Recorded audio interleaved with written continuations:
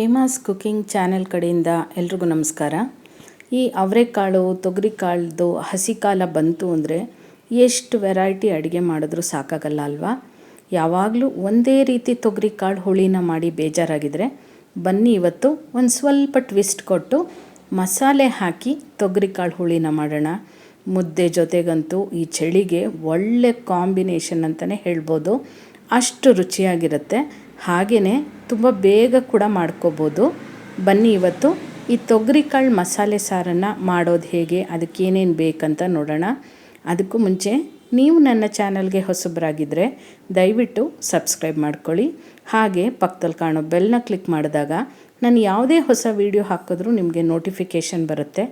ಜೊತೆಗೆ ಈ ವಿಡಿಯೋನ ಪೂರ್ತಿ ವಾಚ್ ಮಾಡಿ ನಿಮಗೆ ಇಷ್ಟ ಆದರೆ ಒಂದು ಲೈಕ್ ಕೊಟ್ಟು ಕಮೆಂಟ್ ಮಾಡೋದನ್ನು ಕೂಡ ಮರಿಬೇಡಿ. ಬನ್ನಿ ಈಗ ಹೇಗೆ ಮಾಡೋದು ಅಂತ ನೋಡೋಣ. ನಾನಿಲ್ಲಿ ಸುಮಾರು ಅರ್ಧ ಕೆಜಿಯಷ್ಟು ತೊಗರಿ ಕಾಳನ್ನು ರೆಡಿ ಮಾಡಿ ಇಟ್ಕೊಂಡಿದ್ದೀನಿ. ಇದಕ್ಕೆ ಆಲೂಗಡ್ಡೆ ಹಾಗೆ ಬದನೆಕಾಯಿ ಹಾಕಿದ್ರೆ ತುಂಬಾ ಚೆನ್ನಾಗಿರುತ್ತೆ. ಇದಕ್ಕೊಂದು ಮಸಾಲೆ ರುಬ್ಕೋಬೇಕು. ಅದಕ್ಕೆ ಒಂದು ಹೆಚ್ಚಿರೋ ಈರುಳ್ಳಿ, ಒಂದು ಸ್ವಲ್ಪ ಚಕ್ಕೆ ಹಾಗೆ ಲವಂಗ, 8ರಿಂದ 10 ಒಣಮೆಣಸಿನ್ಕಾಯಿ, ಇದು ನಿಮಗೆ ಖಾರಕ್ಕೆ ಹೇಗೆ ಬೇಕೋ ಹಾಗೆ ತಗೊಳ್ಳಿ, ಬೆಳ್ಳುಳ್ಳಿ, ಟೊಮೆಟೊ, ಶುಂಠಿ, ಹಾಗೆ ಅರ್ಧ ಹೋಳಲ್ಲಿ 1/4 ಭಾಗದಷ್ಟು ತೆಂಗಿನಕಾಯಿನ ತೊಗೊಂಡ್ರೆ ಸಾಕಾಗತ್ತೆ. ಜೊತೆಗೆ 2 ಟೀ ಸ್ಪೂನಷ್ಟು ಧನಿಯಾ ಪುಡಿ ಬೇಕಾಗತ್ತೆ. ಮೊದಲನೇದಾಗಿ ಒಂದು ಬಾಣಲಿನ ಬಿಸಿಗಿಟ್ಟು ಅದಕ್ಕೆ ಸುಮಾರು 1 ಟೀ ಸ್ಪೂನಷ್ಟು ಎಣ್ಣೆ ಹಾಕ್ಕೋಬೇಕು. ಎಣ್ಣೆ ಸ್ವಲ್ಪ ಕಾಯ್ತಾ ಇದ್ದಂಗೆ ನಾವೀಗೇನು ಎಲ್ಲ ಪದಾರ್ಥಗಳು ತೊಗೊಂಡಿದ್ವಿ ಅದೆಲ್ಲದನ್ನು ಹುರ್ಕೋಬೇಕಾಗತ್ತೆ. ಈ ರೀತಿ ಹುರಿದ್ಬಿಟ್ಟು ಹಾಕೋದ್ರಿಂದ ನಿಮಗೆ ಈ ಸಾರಿನ ಟೇಸ್ಟು ತುಂಬಾ ಚೆನ್ನಾಗಿರುತ್ತೆ. ಒಣಮೆಣಸಿನ್ಕಾಯಿ ಬೇಡ ಅನ್ನೋರು ಹಸಿಮೆಣಸಿನ್ಕಾಯಿ ಕೂಡ ಹಾಕ್ಕೊಂಡು ಮಾಡ್ಕೋಬೋದು, ಅದು ಕೂಡ ತುಂಬಾ ಚೆನ್ನಾಗಿರುತ್ತೆ.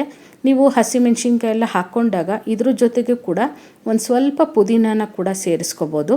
ಆದರೆ ಪುದೀನ ಎಲ್ಲ ಸ್ವಲ್ಪ ಕಮ್ಮಿ ಹಾಕ್ಕೊಂಡಷ್ಟು ಒಳ್ಳೆಯದು.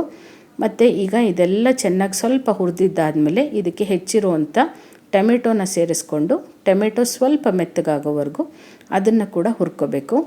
ಯಾವಾಗಲೂ ಏನಂದರೆ ನಾವು ಈ ಸಾಂಬಾರು ಪೌಡರ್ನೆಲ್ಲ ಹಾಕ್ಬಿಟ್ಟು ಹುಳಿ ರೀತಿ ತೊಗರಿಕಾಳು ಸಾರನ್ನು ಮಾಡ್ಕೋತೀವಿ.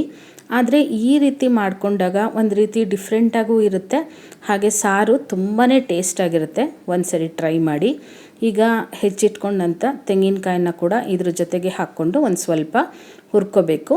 ಇದೆಲ್ಲ ಫ್ರೈ ಆದಮೇಲೆ ಇದನ್ನು ಪೂರ್ತಿ ತಣ್ಣಗಾಗೋದಕ್ಕೆ ಬಿಟ್ಟು ನಂತರ ಇದನ್ನು ಮಿಕ್ಸಿಗೆ ಹಾಕ್ಕೊಂಡು ನುಣ್ಣಗೆ ರುಬ್ಕೋಬೇಕಾಗತ್ತೆ. ಇದೇ ರೀತಿ ನಾನು ಸುಮಾರು ಹಳ್ಳಿ ಶೈಲಿಯ ಸಾಂಬಾರುಗಳನ್ನ ಈಗಾಗಲೇ ತೋರಿಸಿದ್ದೀನಿ. ಈ ವಿಡಿಯೋ ಎಂಡ್ ಸ್ಕ್ರೀನಲ್ಲಿ ನಾನು ಅದರ ಪ್ಲೇಲಿಸ್ಟನ್ನು ಹಾಕಿರ್ತೀನಿ, ಒಂದು ಸರಿ ಚೆಕ್ ಮಾಡ್ಕೊಳ್ಳಿ. ಈಗ ಸ್ವಲ್ಪ ಎಲ್ಲ ರುಬ್ಬಿದ್ದಾಗಿದೆ. ಲಾಸ್ಟಲ್ಲಿ ಧನಿಯಾ ಪೌಡರ್ನ ಸೇರಿಸ್ಕೊತಾ ಇದ್ದೀನಿ. ಯಾಕಂದರೆ ಧನಿಯಾ ಪೌಡರು ನುಣ್ಣಗಿರೋದ್ರಿಂದ ಮುಂಚೆನೇ ಹಾಕ್ಕೊಳ್ಳೋ ಅವಶ್ಯಕತೆ ಏನಿಲ್ಲ. ಜೊತೆಗೆ ಒಂದು ಸ್ವಲ್ಪ ಕೊತ್ತಂಬರಿ ಸೊಪ್ಪನ್ನು ಹಾಕ್ಕೊಂಡು ಎಲ್ಲದನ್ನು ನುಣ್ಣಗೆ ರುಬ್ಬಿ ಇಟ್ಕೋಬೇಕು. ಆದಷ್ಟು ನುಣ್ಣಗೆ ರುಬ್ಬಿದಾಗ ಏನಾಗುತ್ತೆ ಅಂದರೆ ನಿಮಗೆ ಸಾರಿನ ಹದ ಚೆನ್ನಾಗಿರುತ್ತೆ. ಈಗ ಒಂದು ಕುಕ್ಕರ್ನ ಬಿಸಿಗಿಟ್ಟು ಅದಕ್ಕೆ ಸುಮಾರು 1.5 ಟೇಬಲ್ ಸ್ಪೂನಷ್ಟು ಎಣ್ಣೆ ಹಾಕ್ಕೋಬೇಕು. ಎಣ್ಣೆ ಸ್ವಲ್ಪ ಕಾಯ್ತಾ ಇದ್ದಂಗೆ ಸಾಸಿವೆ ಹಾಕ್ಕೊಳ್ಳೋಣ. ಈ ಸಾಸಿವೆ ಎಲ್ಲ ಸಿಡ್ದಾಗ ಏನಂದರೆ ಒಂದು ಪಾತ್ರೆ ಸುತ್ತಲೂ ತುಂಬ ಗಲೀಜಾಗಿಬಿಡುತ್ತೆ. ನಾವು ಯಾವುದೇ ಒಗ್ಗರಣೆ ಮಾಡಿದಾಗ ಈ ರೀತಿ ಒಂದು ತಟ್ಟೆನ ಮುಚ್ಚಿಬಿಟ್ಟು ಮಾಡಿಕೊಂಡಾಗ ನಿಮಗೆ ಎಣ್ಣೆ ಸಿಡಿಯೋದು ಸ್ಟವ್ ಸುತ್ತಲೂ ಎಲ್ಲ ಕಮ್ಮಿ ಆಗುತ್ತೆ, ಹಾಗೆ ಕೆಲಸ ಕೂಡ ಕಮ್ಮಿ ಆಗುತ್ತೆ ನಿಮಗೆ. ಒಂದು ಸರಿ ಟ್ರೈ ಮಾಡಿ ನೋಡಿ. ಈಗ ತೊಗರಿಕಾಳನ್ನು ಹಾಕ್ಕೊಳ್ಳೋಣ. ತೊಗರಿಕಾಳು ಹಾಕಿದಾಗಲೂ ಕೂಡ ತುಂಬ ಸಿಡಿಯುತ್ತೆ. ಒಂದು 2 ನಿಮಿಷ ತಟ್ಟೆ ಮುಚ್ಚಿಟ್ಬಿಟ್ರೆ ಸಾಕು. ಈಗ ಇದನ್ನು ಚೆನ್ನಾಗಿ ಹುರ್ಕೋಬೇಕು. ಈ ತೊಗರಿಕಾಳಿನಲ್ಲಿ ಇರುವಂಥ ಹಸಿ ವಾಸನೆ ಎಲ್ಲ ಹೋಗಿ ಈ ಎಣ್ಣೆಯಲ್ಲಿ ಚೆನ್ನಾಗಿ ಫ್ರೈ ಆದಾಗ ನಿಮಗೆ ಸಾರಿನ ಟೇಸ್ಟು ಚೆನ್ನಾಗಿರುತ್ತೆ. ಈಗ ಇದನ್ನು ಒಂದು 2ರಿಂದ 3 ನಿಮಿಷ ತೊಗರಿಕಾಳನ್ನು ಹುರ್ಕೋಬೇಕಾಗತ್ತೆ. ಹಾಗೆ ಇದ್ರ ಜೊತೆಗೇ ಆಲೂಗಡ್ಡೆನ ಕೂಡ ಹಾಕ್ಕೊಂಡು ಅದನ್ನು ಕೂಡ ಇದ್ರ ಜೊತೆಗೇ ಒಂದು ಸ್ವಲ್ಪ ಫ್ರೈ ಮಾಡ್ಕೋಬೇಕಾಗತ್ತೆ. ನಾವು ಅಡುಗೆ ಮಾಡುವಾಗ ಈ ರೀತಿ ಸಣ್ಣ ಸಣ್ಣ ಟಿಪ್ಸ್ಗಳನ್ನ ಫಾಲೋ ಮಾಡಿಕೊಂಡಾಗ ನಮಗೆ ಅಡುಗೆ ಮನೆಯ ಕೆಲಸ ಬಹಳಷ್ಟು ಕಮ್ಮಿ ಆಗಿಬಿಡುತ್ತೆ. ಈಗ ನೋಡಿ, ಸ್ಟವ್ ಸುತ್ತಲೂ ಕೂಡ ನೀಟಾಗಿದೆ. ಏನೇ ಸಿಡ್ದಿದ್ರೂ ಅದು ತಟ್ಟೆಗೆ ಸಿಡ್ದಿರುತ್ತೆ. ಅದೊಂದನ್ನು ತೊಳ್ಕೊಂಡ್ಬಿಟ್ರೆ ಒಂದು 2 ನಿಮಿಷದಲ್ಲೇ ನಮ್ಮ ಕೆಲಸ ಆಗೋಗ್ಬಿಡುತ್ತಲ್ವ. ಈಗ ಇದೆರಡೂ ಎಷ್ಟು ಆಗುತ್ತೋ ಅಷ್ಟು ಸ್ವಲ್ಪ ಇದನ್ನು ಫ್ರೈ ಮಾಡ್ಕೋಬೇಕು. ಈಗ ನೋಡಿ, ಇದೆಲ್ಲ ಚೆನ್ನಾಗಿ ಫ್ರೈ ಆಗಿದೆ. ಇಷ್ಟಾದರೆ ಸಾಕು.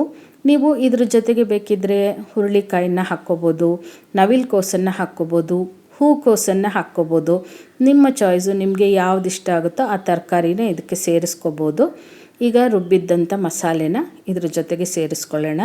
ಹಾಗೆ ಮಿಕ್ಸಿಗೆನೇ ಇನ್ನೂ ಒಂದು ಸ್ವಲ್ಪ ನೀರನ್ನು ಹಾಕ್ಕೊಂಡು ಉಳಿದಿರೋವಂಥ ಮಸಾಲೆನ ಕೂಡ ಇದ್ರ ಜೊತೆಗೇನೆ ಸೇರಿಸ್ಕೋಬೇಕು. ನಾನು ಇದೇ ರೀತಿ ಸುಮಾರು ಬೇಳೆ ಉಪಯೋಗಿಸ್ದೆ ದಿಢೀರಂತ ಆಗುವಂಥ ಸಾಂಬಾರುಗಳನ್ನ ತೋರಿಸಿದ್ದೀನಿ. ಹಾಗೆ ಬ್ರೇಕ್ಫಾಸ್ಟ್ ಕೂಡ ಬೇಕಾದಷ್ಟು ಮಾಡಿ ತೋರಿಸಿದ್ದೀನಿ. ಈ ವಿಡಿಯೋ ಎಂಡ್ ಸ್ಕ್ರೀನ್ನಲ್ಲಿ ಸಾಧ್ಯವಾದಷ್ಟು ಹಾಕಿರ್ತೀನಿ, ಚೆಕ್ ಮಾಡ್ಕೊಳ್ಳಿ. ಈಗ ರುಚಿಗೆ ತಕ್ಕಷ್ಟು ಉಪ್ಪನ್ನು ಹಾಕ್ಕೊಂಡು ನಾವು ಸಾರಿನ ಕನ್ಸಿಸ್ಟೆನ್ಸಿ ನಮಗೆ ಹೇಗೆ ಬೇಕೋ ಹಾಗೆ ನೋಡಿಕೊಂಡು ಬಿಸಿ ನೀರನ್ನು ಕಾಯಿಸಿಟ್ಕೊಂಡು ಅದನ್ನು ಇದಕ್ಕೆ ಸೇರಿಸ್ಕೊಂಡು ಎಲ್ಲದನ್ನು ಒಂದ್ಸರಿ ಮಿಕ್ಸ್ ಮಾಡ್ಕೊಳ್ಳೋಣ. ಇದನ್ನು ನಾವು ಕುಕ್ಕರಲ್ಲಿ ಕೂಗಿಸ್ಕೊಳ್ಳೋದ್ರಿಂದ ತುಂಬ ನೀರು ಹಾಕೋ ಅವಶ್ಯಕತೆ ಇರಲ್ಲ. ಹಾಗೆಯೇ ಈ ಸಾರು ತುಂಬ ಗಟ್ಟಿ ಇದ್ದರೂ ಕೂಡ ಚೆನ್ನಾಗಿರಲ್ಲ, ಹಾಗೆ ಸ್ವಲ್ಪ ನೀರಾಗಿದ್ದರೂ ಕೂಡ ಚೆನ್ನಾಗಿರಲ್ಲ. ಹಾಗಾಗಿ ನೋಡಿಕೊಂಡು ನೀವು ಕನ್ಸಿಸ್ಟೆನ್ಸಿನ ಅಡ್ಜಸ್ಟ್ ಮಾಡ್ಕೊಳ್ಳಿ. ಈಗ ನೋಡಿ, ಇಲ್ಲಿ ನಿಮಗೆ ಇದು ಸ್ವಲ್ಪ ತೆಳ್ಳಗೆ ಕಾಣ್ತಾ ಇದೆ, ಆದರೆ ನಾವು ಕುಕ್ಕರಲ್ಲಿ ಒಂದೆರಡು ಕೂಗಿಸೋ ಅಷ್ಟರಲ್ಲೇ ಸಾರಿನ ಹದ ಕರೆಕ್ಟಾಗಿ ಆಗಿಬಿಡುತ್ತೆ. ಈಗ ಲಾಸ್ಟಲ್ಲಿ ನಾನಿಲ್ಲಿ ಬದನೆಕಾಯಿನ ಹಾಕ್ಕೋತಾ ಇದ್ದೀನಿ. ನೀವು ಅನ್ಕೋಬೋದು ಫ್ರೈ ಮಾಡುವಾಗ ಯಾಕೆ ಹಾಕಿಲ್ಲ ಅಂತ. ನಾವು ಕುಕ್ಕರಲ್ಲಿ ಕೂಗಿಸ್ಕೊಳ್ಳೋದ್ರಿಂದ ಮೊದಲೇ ಎಣ್ಣೆನಲ್ಲಿ ಫ್ರೈ ಮಾಡಿಕೊಂಡ್ರೆ ಅಲ್ಲೇ ಈ ಬದನೆಕಾಯಿ ಎಲ್ಲ ಬೆಂದಂಗೆ ಆಗೋಗ್ಬಿಟ್ಟಿರುತ್ತೆ. ಮತ್ತು ಅದ್ರ ಜೊತೆಗೆ ನಾವು ಕುಕ್ಕರಲ್ಲಿ ಕೂಗಿಸ್ಕೊಂಡಾಗ ಕೂಡ ಇನ್ನೂ ಬೆಂದಂಗೆ ಆಗಿಬಿಟ್ಟು ಕದರ್ದಂಗೆ ಆಗಿಬಿಡುತ್ತೆ. ಈ ರೀತಿ ಲಾಸ್ಟಲ್ಲಿ ಹಾಕ್ಕೊಂಡಾಗ ನಿಮಗೆ ಬದನೆಕಾಯಿ ಹೋಳುಗಳು ಹಾಗೆ ಚೆನ್ನಾಗಿರುತ್ತೆ. ಈಗ ಕುಕ್ಕರ್ ಲಿಡ್ಡನ್ನು ಕ್ಲೋಸ್ ಮಾಡಿ 2 ಕೂಗಷ್ಟು ಕೂಗಿಸ್ಕೊಂಡ್ರೆ ನಿಮಗೆ ತೊಗರಿಕಾಳು ಮಸಾಲೆ ಸಾರು ರೆಡಿಯಾಗಿಬಿಡುತ್ತೆ. ಇದು ಮುದ್ದೆ ಜೊತೆಗಂತೂ ಮಾಡಿಸಿದ ಕಾಂಬಿನೇಷನ್ ಅಂತಲೇ ಹೇಳ್ಬೋದು. ಮುದ್ದೆ ಜೊತೆಗೂ ಚೆನ್ನಾಗಿರುತ್ತೆ. ಸ್ವಲ್ಪ ಗಟ್ಟಿಯಾದರೆ ಚಪಾತಿ ಜೊತೆಗೂ ಕೂಡ ತಿನ್ಬೋದು, ದೋಸೆ ಜೊತೆ ಕೂಡ ತಿನ್ಬೋದು.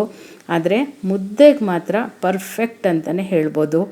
ಈಗಂತೂ ವೆದರ್ ಎಲ್ಲರಿಗೂ ಗೊತ್ತೇ ಇದೆ ಎಷ್ಟು ಚಳಿ ಇದೆ ಅಂತ. ಇಂಥ ಚಳಿನಲ್ಲಿ ಈ ರೀತಿ ಸಾರುಗಳು ಮಾಡ್ಕೊಂಡು ಮುದ್ದೆ ತಿಂತಾಯಿದ್ರೆ ಆಹಾ. ನೋಡಿ, ನಾನು ಹೇಳ್ದಂಗೆ ಬದನೆಕಾಯಿ ಕೂಡ ಹೋಳುಗಳು ಎಷ್ಟು ಚೆನ್ನಾಗಿ ಹಾಗೇ ಇದೆ.